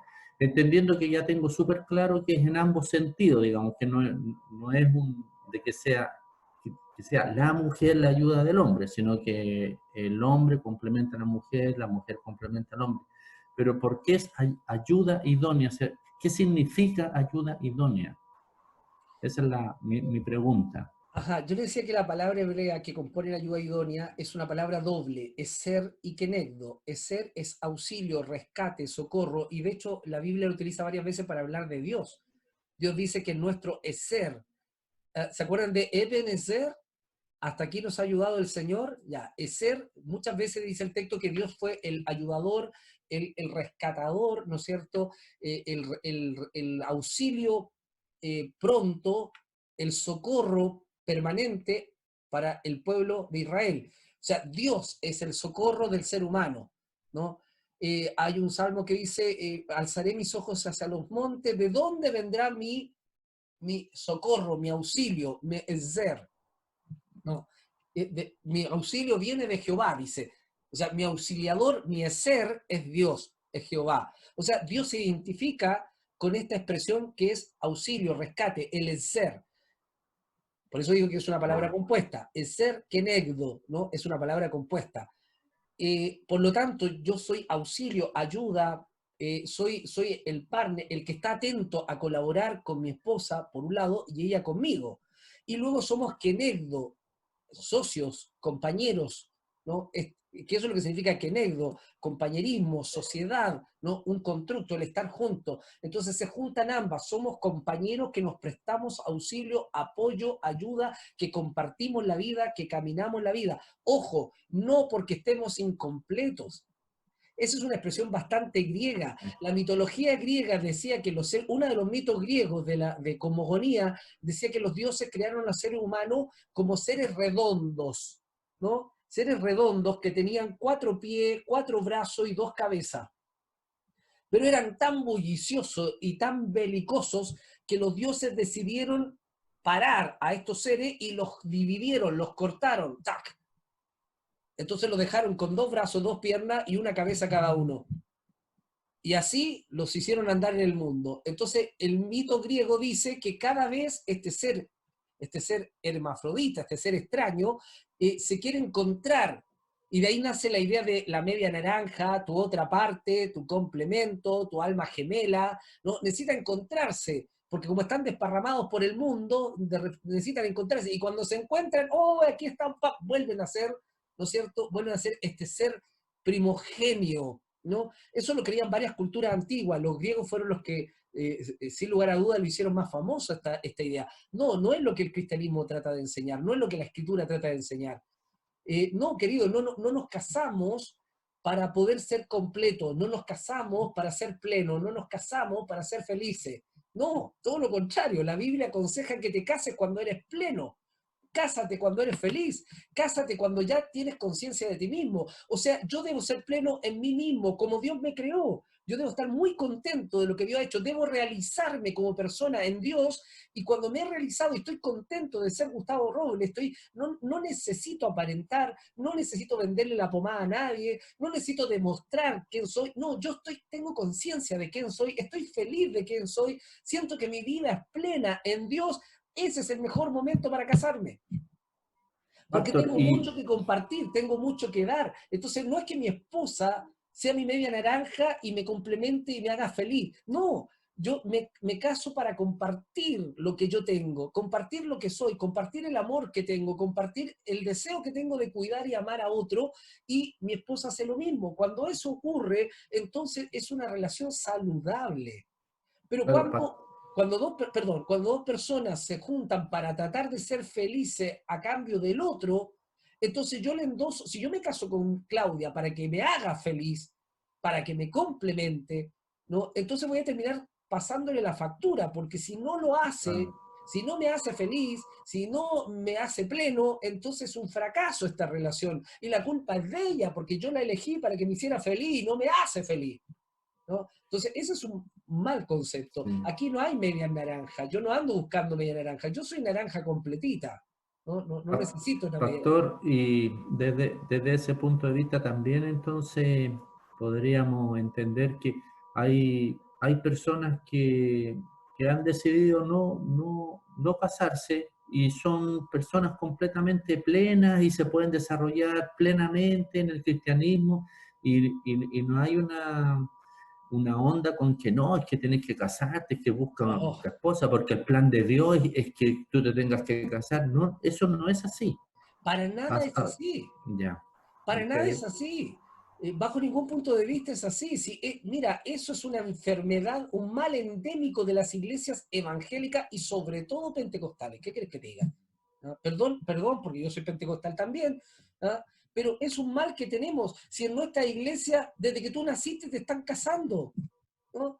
Y no es chiste, no es chiste. Mis hijas nacieron en la iglesia y ya viene otro hermano y dice, ¡uy, este niñita, yo tengo un niñito! ¡Ay, podrían ser parejitas! ¿Quién me está hablando de parejita, por Dios? Deja que mi hija crezca, sea feliz, juegue, disfrute, y yo veré si alguna vez algún morangután se le va a acercar. Eso lo veré yo como papá, ¿no? Tengo una tremenda escopeta preparada, decía en esos años, ¿no? Después me di cuenta que me iban a vulnerar la escopeta por todos lados, pero bueno, el asunto es de que estamos empecinados en la iglesia evangélica en casar a nuestros cabros jóvenes. ¿Ah? Estamos empecinados en que se tienen que casar, y lo que es peor, a cierta edad, ya, a la edad de Sarich, ya empezamos a joderle la vida, ¿no? Ya pues Sarich, todavía con los papás, ¿qué edad tenéis, Sarich? ¿Andáis por ahí por los 30, Sarich? ¿20 y tanto? ¿Cuánto tenéis tú, Sarich? 25, 26 te he hecho. ¿Y todavía estáis viviendo con los papás? Déjate de echar con los papás, po. Ah, cásate luego. ¿Y cuál es la idea? ¿Cuál es la obstinación de querer casar a nuestros cabros? ¿Cuál es la idea? ¿Es que no va a ser feliz si no se casa? No, que se casen cuando quieran, cuando sientan que están preparados. Mire que tenemos una cantidad de matrimonios en nuestra iglesia evangélica casados casi porque los presionaron para que no se quemaran, decían, ¿no? Los vamos a casar para que no se quemen. Y los tenemos casados sin tener idea de por qué se casaron. Sin entender que esto es un constructo que se hace junto, una construcción, una edificación. Entonces los tenemos casados viviendo vidas miserables a muchos, pasándola muy mal, guardando apariencia, con serios problemas, ¿no? Terriblemente afectado. Entonces, cuidado. Si hay quien elige por estar solo, porque se siente pleno con el Señor, ni un problema. ¿Te acuerdas cuando Pablo decía, Pablo usaba una figura muy interesante, decía, hay eunucos que nacen eunucos, hay eunucos que son hechos eunucos, y hay eunucos que son hechos por causa de Dios, ¿no? Y él, hablando de una realidad cultural de su tiempo, acuérdense que los eunucos eran o los servidores de un rey, ¿no? O los servidores de un harén. Si eran los servidores de un harén, los que cuidaban un harén de mujeres, ¿no es cierto?, de un rey, de un emperador, entonces algunas culturas los castraban para que no fueran a pasarse de listo con las mujeres del sultán, o con las mujeres del jeque, o con las mujeres del rey, ¿no? Entonces, para evitarlo, se les castraba, para los eunucos que cuidaban el harén, pero los eunucos que servían a la corte, al rey, los cortesanos, no tenían para qué ser castrados, pero se llamaban eunucos porque estaban netamente destinados al servicio de la corte, no podían, ni siquiera podían contraer matrimonio, porque tenían que dedicarse al servicio de la corte. Si el rey no lo autorizaba, no se podían casar bajo ningún punto de vista, ¿no? Así de simple. Pero también, dice Pablo, hay eunucos que lo han decidido por cuenta propia, y hay otros que lo son por causa de Dios, como él, ¿no? Que él no quiso contraer vínculo, ¿no? Él sentía que tenía la abstenencia necesaria, no solo abstenerse del placer sexual, sino que no tenía necesidad de una compañera, una partner para caminar la vida. Él decía, yo con Dios estoy completo, estoy más que feliz, no necesito una mujer, menos en mi calidad de apóstol a los gentiles, menos en mi calidad de misionero, que he naufragado, que me han apresado, que me han latigado, que me han tratado pésimo. Yo no puedo llevar a una mujer a esa vida. No, bajo ningún momento. ¿Se acuerdan a Jeremías, cuando Jeremías es llamado por Dios a predicar su palabra? Dice la escritura que Dios le dice, no te vas a casar. No, te vas a quedar solterito. No es tiempo de casarse, viejo. Vas a tener que dedicarte a mi ministerio. Entonces hay Pastor, que... ¿Sí? pero perdón, una consulta, porque mire, como estamos hablando de antropología, ¿verdad? Sí, Entonces, sí, sí. desde el punto de vista ya de la cosmología que nosotros tenemos o sea, me refiero a la Como cosmología, visión. perdón, a la cosmovisión cristiana, de que, por ejemplo, Dios en Génesis dice que el propósito de Él para con nosotros, que nosotros nos multipliquemos, y desde y desde esa perspectiva hay mucha gente que dice, bueno, pero para multiplicarse obviamente tiene que ser bajo el matrimonio, y entonces también bajo el matrimonio la gente dice, además hay que tener hijos, porque si uno se casa y está sin hijos también es... Entonces todo eso es como una cosa mal interpretada, ¿verdad? A ver, ¿cómo crees tú que podemos releer el texto de multiplíquense, sean fructíferos y llenen la tierra hoy? O sea, te lo creo cuando Dios creó la tierra, te lo creo en los primeros siglos de la especie humana, pero que era necesario crear, multiplicar y extenderse a lo largo de todo lo bello que Dios había creado. Pero hoy en día estamos sobrepoblados, hoy en día hemos explotado la tierra no más dar, hoy en día hay escasez de alimentos, hay escasez de agua, producto de que el ser humano somos caleta, como dice el cabro, po, ¿ah? Estamos, pero más que, bueno, hasta se han creado teorías especulativas de que el COVID, ¿no es cierto?, es para Sí. bajar un poco la cuota de sobrepoblamiento que hay, po. O sea, lo crearon para que mate a algunos, sobre todo a los más viejitos, digo, así hay que pagar menos pensiones, es lo que se ha especulado, ¿no? Bien salfáticamente, pero hoy en día decir que hay que seguir multiplicándose y seguir llenando la tierra, pero es que ya estamos sobrepoblados, ya no hay nada más que llenar, ya es suficiente. Hoy se requiere control natal, planificación familiar, no tener la chorrera de cabros chicos que Dios te da. Hoy es otra Quiero hacer una realidad. pregunta. ¿Ah? Perdón, Luchito, estaba levantando la mano, creo que su señora madre. Y si le doy Sí, a usted la palabra por sobre ella, lo van a castigar en la no, casa y a mí también. Y dice no, Lucy que sí. que hable nomás, que hable nomás. Después yo le hago la pregunta. Pastor, yo tengo, la verdad que, bueno, la Lucia le levantaba la mano, pero las inquietudes son mías. La primera, que es hablando un poco de Pablo. Yo entiendo, y quiero que usted me aclare eso, por favor, yo entiendo, pastor, que el Sanedrín, ¿no es cierto?, o los fariseos, ellos, los maestros, ¿no es cierto?, o los que estudiaban ahí o eran parte de esto, ellos eran casados. Entonces, yo hasta donde entiendo, Pablo era casado. Entonces, por lo tanto, ¿cómo se puede establecer que Pablo, ¿no es cierto?, no se piense que no lo era?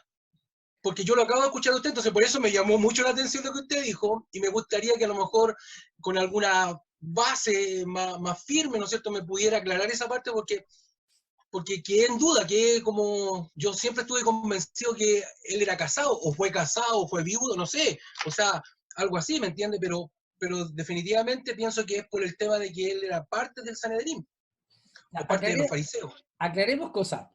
Buena pregunta, Pastor Carlos. Aclaremos cosas. Primero, no tenemos ni idea si Pablo fue casado, fue viudo.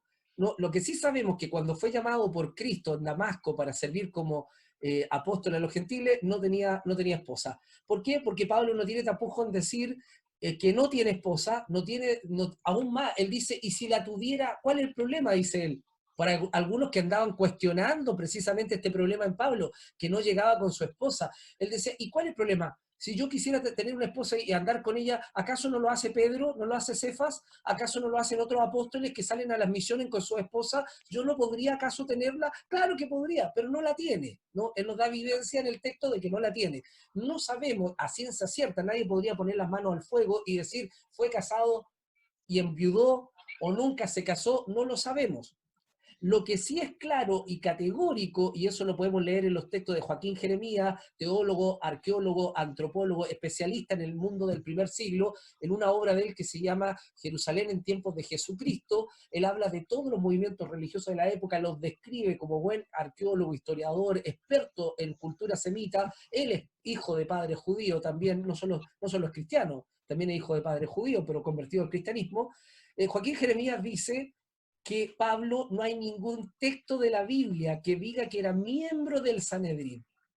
Él servía al Sanedrín, pero no era miembro del Sanedrín, no era miembro del grupo selecto de los 72 ancianos que constituían la gran Knesset, la Beit Knesset, el gran Sanedrín, ¿no? Él no era miembro de ese grupo selecto. Le prestaba servicio al Sanedrín y el Sanedrín le daba cartas para poder hacer la macabra obra de perseguir a los cristianos.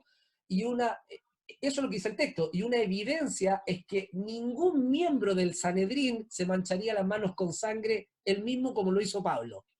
No, para eso ellos pagaban para eso. Contrataban. En el Para fondo eso era lo tenían, mismo, para más eso o menos. tenían sicario. Para eso tenían Claro. sicario. Ellos no se podían manchar las manos con ese tipo de actos. No podían aparecer en público matando a nadie, ¿no? Pero sí podían mandar a hacerlo.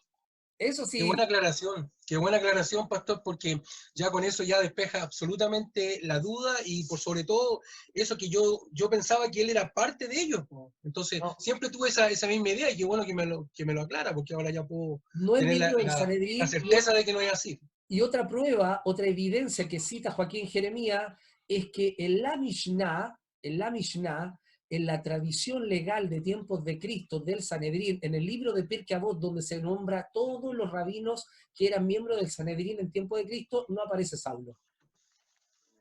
O sea, Saulo no es parte del Gran Sanedrín. Le presta servicio, pero no es parte del Gran Sanedrín, ¿no? Fue discípulo de un gran maestro, miembro del Sanedrín, fue discípulo de Gamaliel, pero era eso, discípulo. Todavía no había llegado a ser gran maestro, no había llegado a ser rabí, ¿no? Ya. O sea, podemos determinar entonces que sí era fariseo, pero no era parte del Sanedrín. Es que se podía ser fariseo desde niño, porque tu papá Claro, era correcto, fariseo. claro. Lo más probable es que el papá de Saulo haya sido, como dice la tradición, haya sido fariseo, haya sido parte del partido y de la secta de los fariseos. Por eso que Pablo nació en el fariseísmo, fue educado en el fariseísmo. Por eso él dice fariseo de corazón, ¿no? Claro. Respetando el fariseísmo en todas las formas. Y de hecho a veces los fariseístas se les sale por los poros, aunque él dice que dejó atrás eso, a veces tiene reacciones bien fariseas y dichos muy fariseos, ¿no? Él cita dichos de algunos grandes rabinos que hablaron antes que él, y él los cita en alguna de sus epístolas. Lo que pasa es que nosotros como cristianos no nos damos cuenta, pero los que conocen la Mishnah, el Talmud, de la Gemara, esas frases dicen, esto es muy rabínico. Cuando él dice, por ejemplo, de que ¿acaso ignoráis de que vosotros sois templo del Espíritu Santo? Eso ya lo habían dicho rabinos fariseos, eso ya se había mencionado antes. De hecho, también lo dicen los rabinos esenios, ¿no? Y lo dicen antes que él, varios años antes que él. O sea, él está repitiendo un dicho que ya era popular entre un movimiento religioso de los judíos, ¿no? Somos templo, somos santuario vivo, somos templo del Espíritu, no el edificio. Eso que dice Pablo no es novedad, no es nuevo. Ya viene de antes. Hay documentos que, los mismos documentos de Qumran lo acreditan. El manual de la comunidad de Qumran dice exactamente lo mismo, ¿no? Exactamente lo mismo. Así que, claro, Pablo se le arranca el fariseísmo varias veces. ¿Ah? Le aparece por ahí por los poros el fariseísmo. Se le arranca cuando dice de que la mujer pecó primero y tentó al varón, lo sedujo, y ella, cayendo en error, arrastró al pobrecito. Eso es dicho fariseo, Rabí Akiva, con nombre y apellido. Él lo dijo. Y Pablo lo aprendió porque es de la escuela farisea. Pero Paulito sabía muy bien que en el texto decía que ambos cayeron, mujer y varón cayeron. De hecho, el texto griego dice que Adán estaba al lado de ella cuando ella comió el fruto. No es que estaba re lejos, ¿no? Entonces, Por eso mismo, pastor, me gustaría hacerle al tiro otra pregunta con respecto a ese tema, ¿no es cierto? El tema hombre-mujer. Lo que pasa es que se presentan muchas diferencias en algunas congregaciones, donde la mujer no tiene derecho a predicar, donde la mujer no puede subir al púlpito, donde la mujer no tiene opciones, ¿no es cierto?, para poder desarrollarse. Y hasta donde yo entiendo, nosotros no tenemos diferencia, hombre-mujer no tiene diferencia alguna para Dios, por lo tanto, porque dice que somos todos hijos de Dios. Entonces, ¿qué opinión tiene usted con respecto a ese tema puntual, pastor? Entendiendo que es importante escuchar también la opinión de un teólogo frente a ese tema. bueno, desde la antropología, ¿no? Ya que estamos en la antropología, desde la antropología, el estudio del ser humano a partir de la Biblia nos dice, para mi gusto hay varios textos que son súper significativos. Primero nos dice que Dios creó, lo vimos, al ser humano, al Adam, macho y hembra, ¿no? Y los creó a su imagen y semejanza. O sea, dio un distintivo de dignidad en ambos. O sea, Lucia está en imagen de Dios como tú, Pastor Carlos. Ambos son imagen de Dios, completa imagen de Dios, perfecta imagen de Dios. No incompleta, no translúcida, sino que la imagen de Dios, ¿no? La representan los dos, hombre y mujer. Luego el texto dice, y les bendijo Dios, lejem, dice en el hebreo, y les dijo, ¿no? Haten, y les dijo, multiplíquense, sean fructíferos, y administren o sojuzguen toda la creación, o sea, les dio pega a ambos. ¿Cuál pega les dio a ambos? El que fueran representantes mayordomos de Dios en medio de la creación. Le digo, ustedes represéntenme en la creación que yo he hecho. Ustedes son mi imagen, son mi semejanza. Por lo tanto, administren lo que yo he creado. Cuídenlo, administrenlo, sojúzguenlo, háganlo con equidad, tal como yo lo hago. Entonces ustedes están a cargo, a ambos. Nótese, el texto usa plurales inclusivos en el hebreo. No está hablando, no le dijo a Adán, al varón, venga para acá, mijito, venga, usted va a administrar todo lo que yo creé. Eva, vaya a preparar una cazuela porque este chiquillo va a llegar con hambre después que hable conmigo. ¿Ah? Téngale preparadita la comida, ¿no? Bien calentita, venga para acá, Adán, usted va a administrar todo esto, mire qué maravilloso es lo que yo he creado. No, fue a ambos, el texto es sumamente claro, a ambos los comisionó, a ambos le dijo, yo voy a darles pega a los dos. Voy a grabar esa parte, pastor, espérese un poquito. Sí, la está grabando, me parece. Ambos fueron comisionados por Dios para cumplir su propósito de administrar la creación. Mire, qué paradójico, ¿no? En esa instrucción, los evangélicos le hemos puesto el énfasis a multiplicarnos. Pucha que nos gusta multiplicarnos, nos fascina multiplicarnos, ¿no? Qué encantador es multiplicarnos, ¿no? Y decimos, bueno, la única manera de multiplicarse es teniendo relaciones matrimoniales, porque la única, no hay otra manera, por probeta, ¿no? Qué raro, ¿no? Hay que multiplicarse, pero no olvidamos de la otra parte del mismo texto. No solo multiplíquense, sean fructíferos, sino que administren, cuiden lo que yo he creado. Y esa parte la dejamos totalmente descuidada. Hicimos todo lo contrario, destruimos, socavamos, explotamos, contaminamos, atropellamos, exterminamos especies, contaminamos mares, hemos llenado el mundo de plásticos, de polímeros, que no desaparecen en miles de años. O sea, cuando nos presentemos delante de Dios le vamos a decir, sí señor, cumplimos con el mandamiento, nos multiplicamos. Y el Señor va a decir, ¿y mi creación? Y lo que yo creé, lo que es hermoso, dice, bueno, ¿qué hicieron con él? Con mi planeta, con lo que yo creé. No, lo hicimos pebre. ¿Y qué le vamos a responder? Los evangélicos le vamos a responder, sobre todo nosotros los pentecostales, ah, Señor, pero tú haces tierra nueva y cielos nuevos. Sí, como si fuera así de fácil, ¿no? Como si a Dios le bastara eso. Nos dio una pega, nos dio una misión a hombre y a mujer, a ambos.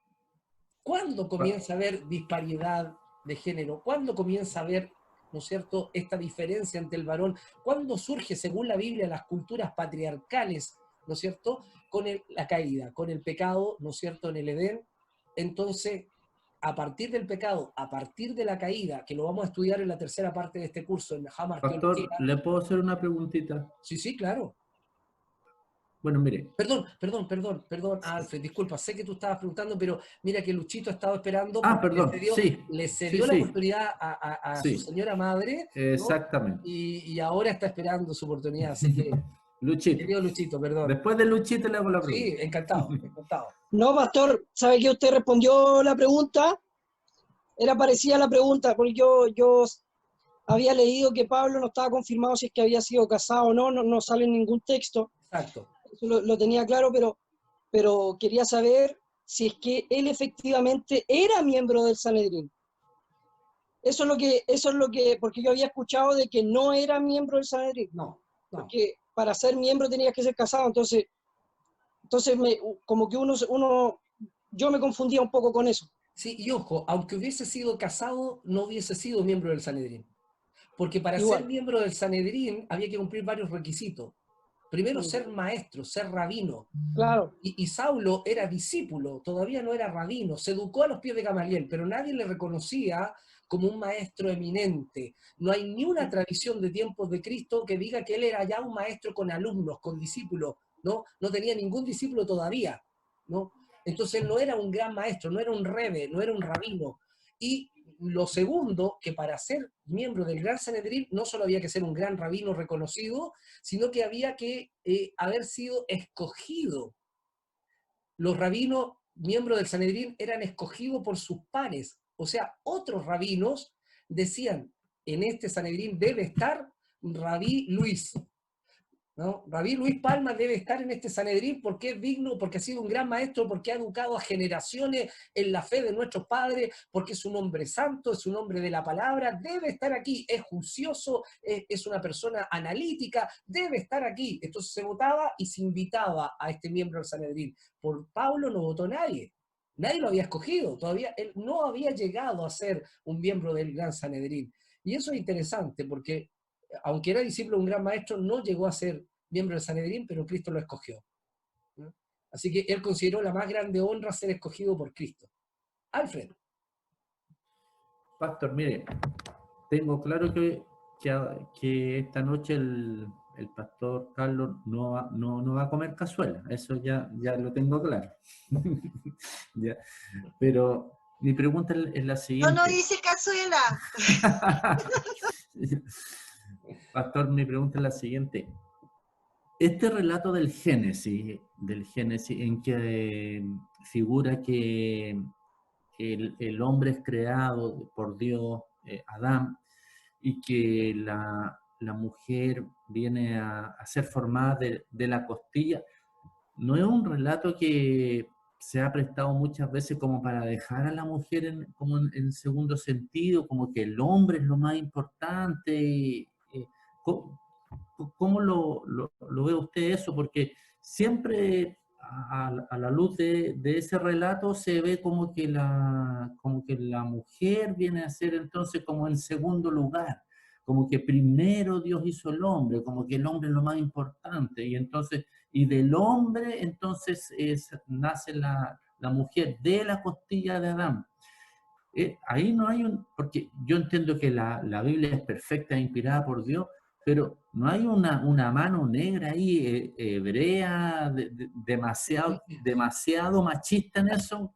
Quería saber su opinión en relación a eso. A ver, lo primero que hay que tener claro, es que la mayoría de los hermanos de la iglesia ignoran que aquí hay dos relatos de la creación, ¿no? El relato del capítulo 1 y el relato del capítulo 2. Son dos relatos.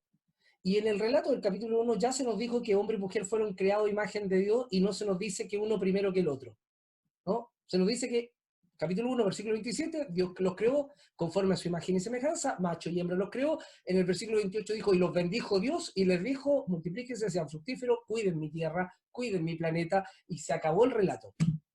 ¿Mm? En el capítulo 2, que es otro relato, se cuenta la historia ahora desde una perspectiva más patriarcal, más de un clan tribal patriarcal. Entonces se dice que Dios creó al varón de la arcilla y a la mujer se le sacó no de una costilla, fíjate, porque la palabra ahí es zelá, y zelá habla de un costado, una parte del todo. Esa expresión tú la rastreas en el hebreo del Antiguo Testamento y te vas a dar cuenta que la única vez que se traduce costilla en Reina Valera es ahí, en Génesis capítulo 2, porque en el resto de Reina Valera aparece en la ladera de un monte, el costado de tal edificio, ¿no? El costado del templo, utiliza la misma expresión, ¿no? Entonces, la mayoría de los estudiosos bíblicos estamos de acuerdo en que Reina Valera traduce mal por costilla ahí, sino más bien debió haber sido del costado, de una parte de Adán. Y mira, el mismo texto lo corrige, porque si tú sigues leyendo, cuando Adán, ¿no es cierto?, se le presenta a Eva, cuando Dios crea a Eva y se la presenta, Adán, ¿qué dice? Adán no dice, uy, esta es mi costillita mía, ¿no? Mi barbecue. No dice eso. Él dice, tú eres carne de mi carne, hueso de mi hueso, y esa expresión en el hebreo, carne de mi carne y hueso de mi hueso, es un hebreísmo que se emplea varias veces en el Antiguo Testamento para hablar, eres de mi misma esencia, eres de mi misma materia, tenemos pertenencia, pertenecemos a lo mismo, a la misma especie, ¿no? Él está diciendo, eres todo de mí, es una forma de decir, eres todo de mí. Fíjate que esa misma expresión, la misma, pero idéntica expresión hebrea, si tú la rastreas, la vas a volver a encontrar. ¿Cuándo la vas a volver a encontrar? Cuando David es elegido rey en Hebrón, entonces él dice, cuando es ungido, el pueblo le dice, David, tú te hemos reconocido nuestro rey porque tú eres carne de nuestra carne y hueso de nuestros huesos. ¿Qué quiere decir? ¿Que David se estaba casando con el pueblo? No, está diciendo, no, eres del pueblo, tú eres de los nuestros. Por eso que nos gusta que tú seas nuestro rey, porque eres del pueblo, vienes del pueblo, saliste de nosotros, tú eres tan nuestro como nosotros de ti, ¿no? Hay pertenencia y identidad. Esa misma expresión se vuelve de nuevo a usar en los salmos, se vuelve de nuevo a usar en las crónicas, para hablar de que el pueblo, ¿no es cierto?, pertenece a una misma identidad étnica. Entonces, esta expresión, carne de mi carne, hueso de mi hueso, habla de la misma pertenencia, ¿no? Entonces, ¿qué está diciendo Adán? En el lenguaje hebreo antiguo, está diciendo, mira, Eva, yo traté de buscar idoneidad con los otros seres que Dios creó en los versículos anteriores y no la encontré, porque no eran mi especie, pero me encontré con Eva, que es parte de mí, es igual a mí, y como es igual a mí, si yo soy ish, varón, ella será icha, feminiza el verbo masculino, toma el sustantivo y lo feminiza. Si yo soy ish, ella es icha. Si yo soy varón, ella es varona. Eso habla de equidad, eso habla de igualdad. Somos iguales, somos especie humana, los dos. Ahora, la pregunta que tú haces, y con esto termino porque sé que estamos repasados y me van a volver a retar. Dios mío, tengo más coscorrones. Una vez me preguntó un estudiante en el seminario, ¿no hubiese sido mejor que Dios creara para que se entendiera esto de la equidad, de la igualdad, de la misma dignidad delante de Dios? Sí, distintos en sexo, pero iguales como humanos, iguales en dignidad, iguales frente a Dios, ¿no? Como dice Gálatas, no hay hombre ni mujer, no hay esclavo libre, no hay varón, no hay griego ni judío, sino que todos son uno en Cristo. ¿No hubiese sido mejor, señor pastor, que Dios hubiese hecho de la arcilla en el capítulo 2, el relato hebreo hubiese dicho, Dios creó al hombre de la arcilla y creó a la mujer de la arcilla y los sopló y fueron seres humanos?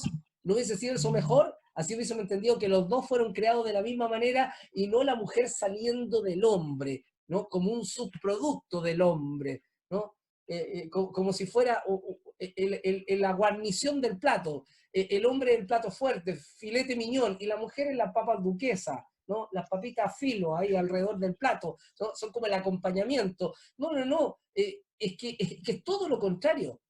En la mentalidad hebrea, acuérdate que el relato está escrito dentro de un arco cultural, de una identidad de pueblo, de una cosmovisión de pueblo. ¿Cómo entienden ellos esa realidad? Es distinta a como la entendemos nosotros.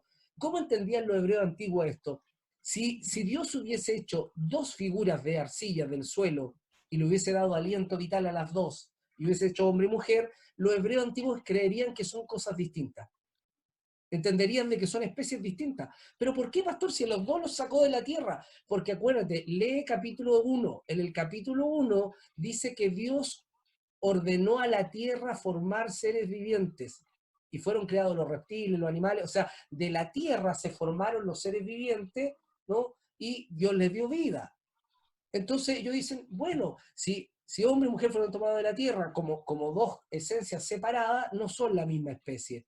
Así como animal, los animales también salieron de la tierra y no son Adán, no son ser humano, ¿no? Entonces, para la cosmovisión hebrea, ellos lo entienden distinto. Ellos entienden que para que algo sea igual, tiene que ser de la misma naturaleza. La única manera que la mujer sea igual a la naturaleza del hombre es que sea tomada de la misma naturaleza del hombre, de la misma esencia del hombre, o sea, de él mismo, ¿no? Prácticamente partido en el costado. Eso es lo que dice el texto hebreo. Partido en el costado y se arma.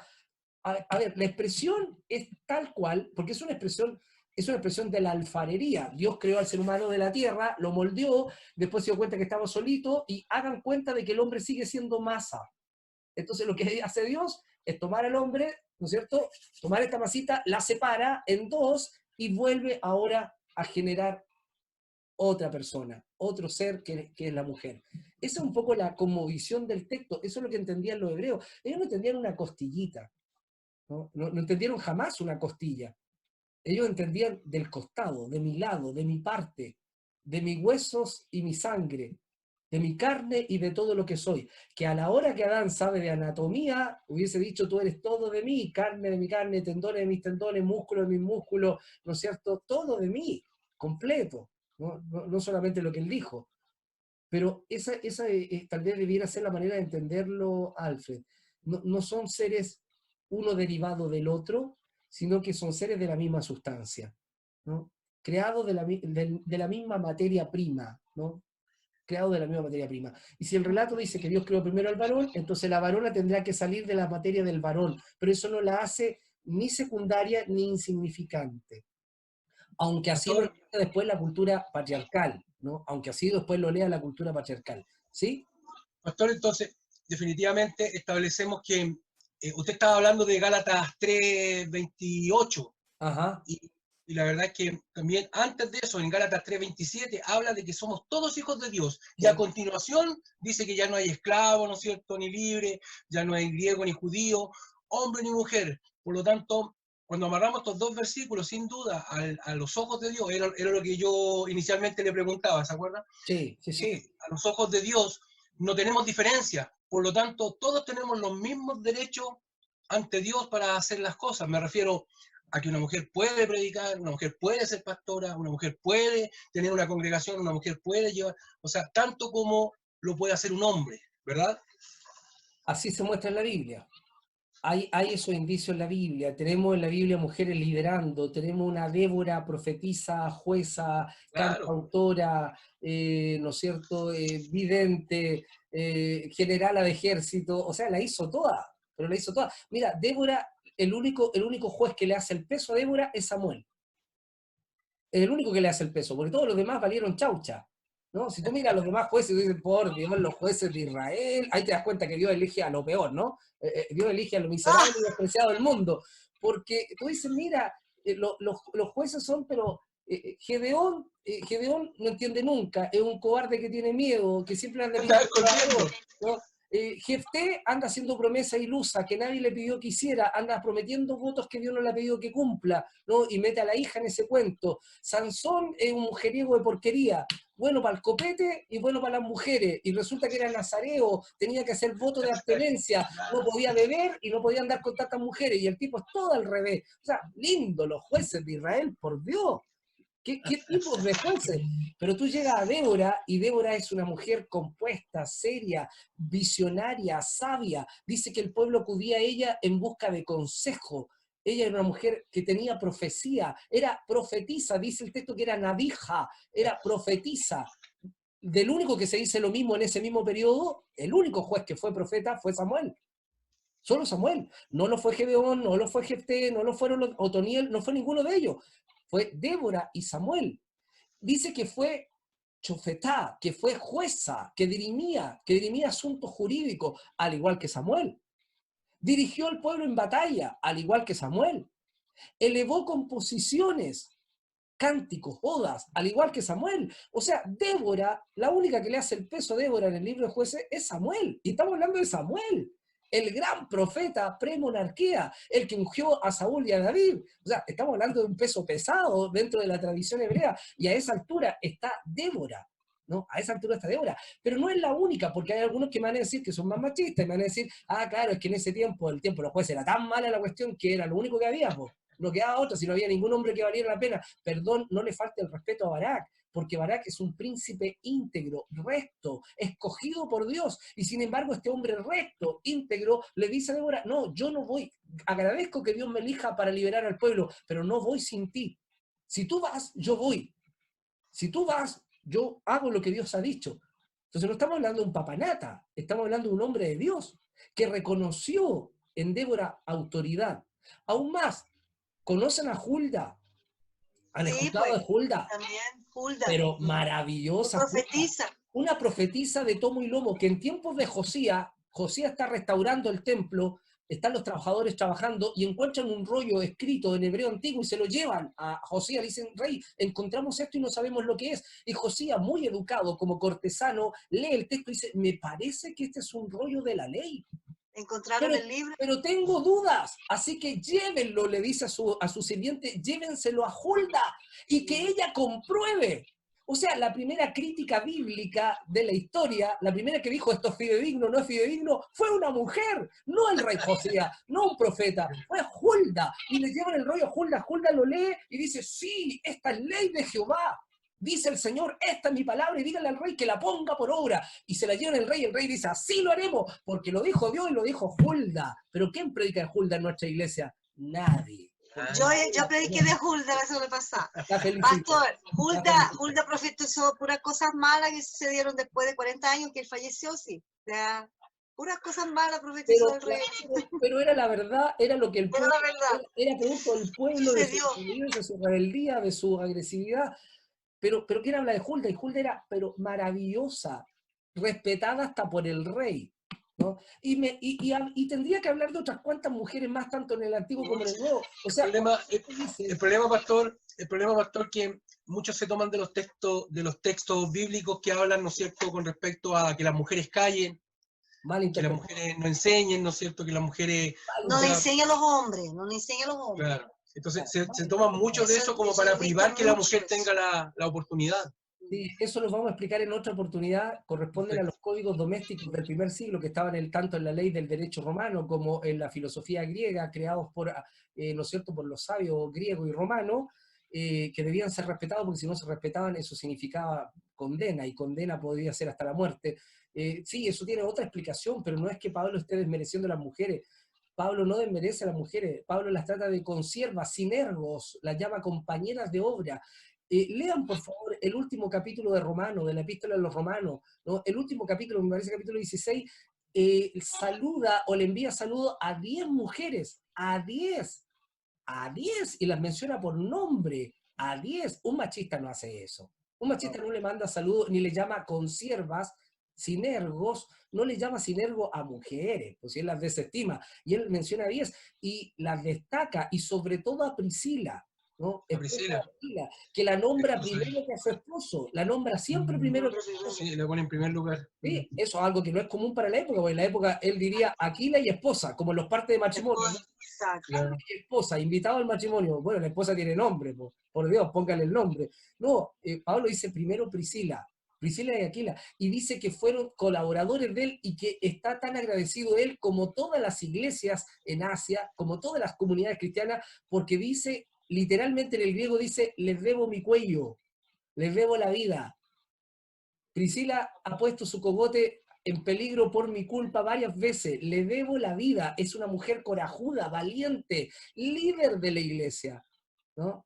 No, si hay varios relatos ahí que hay que releerlo, y si entendemos la escritura con objetividad escritural, con análisis serio, nos vamos a dar cuenta que el Espíritu de Dios usa a quien se le plazca en gana. Si quiere usar un varón, usa un varón. Si quiere usar una mujer, lo puede hacer, es su problema, ¿no? Hombre y varón pueden ser usados para la gloria del Señor sin ningún problema, para bendecir a la iglesia, para pastorear la iglesia, para enseñar la iglesia, para hacer misiones. No hay límites, no lo hay.